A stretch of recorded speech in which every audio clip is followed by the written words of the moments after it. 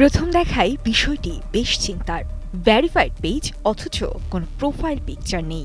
স্বাভাবিকভাবেই ভক্তদের মধ্যে তৈরি হয় কৌতূহল আর উদ্বেগ।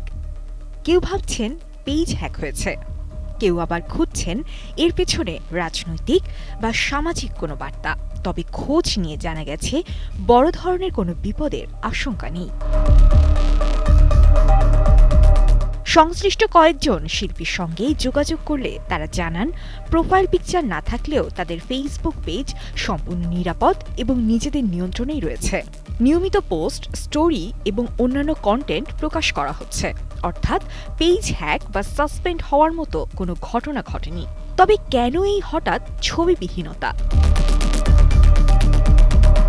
ডিজিটাল মিডিয়া বিশেষজ্ঞরা বলছেন এটি এক ধরনের আন্তর্জাতিক ডিজিটাল প্রবণতা। অনেক সময় বড় কোনো ঘোষণা, নতুন কাজের প্রচারণা কিংবা ইমেজ রিব্র্যান্ডিংয়ের আগে তারকারা ইচ্ছাকৃতভাবে প্রোফাইল ব্ল্যাক করে রাখেন। এতে দর্শকের কৌতূহল বাড়ে, সামাজিক যোগাযোগ মাধ্যমে আলোচনা তৈরি হয়, যা এক ধরনের নীরব প্রচারণা হিসেবেই কাজ করে।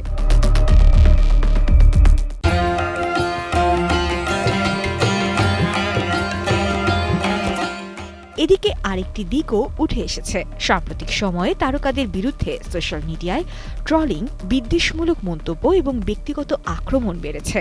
এমন পরিস্থিতিতে কেউ কেউ সাময়িকভাবে নিজের মুখচ্ছবি সরিয়ে রেখে মানসিক চাপ কমানোর চেষ্টা করছেন বলেও মত বিশেষজ্ঞদের। তবে সব ক্ষেত্রেই যে এটি ট্রেন্ড বা মানসিক চাপের ফল তা নয়।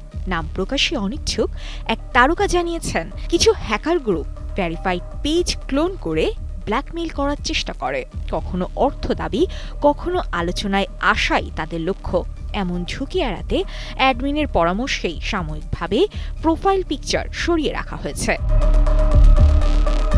সব মিলিয়ে বলা যায়, এই ছবিবিহীন প্রোফাইল আপাতত আতঙ্কের কিছু নয়, বরং এর পেছনে আছে ডিজিটাল ট্রেন্ড, নিরাপত্তা সচেতনতা এবং কৌশলী সিদ্ধান্তের মিশেল। তবে রহস্য থেকেই যায়, এই নীরবতা কি আসন্ন কোনো বড় ঘোষণার পূর্বাভাস, নাকি শুধুই সময়ের সঙ্গে বদলে যাওয়া সোশ্যাল মিডিয়া কৌশল? সাজিয়া ইসলাম, কালের কণ্ঠ।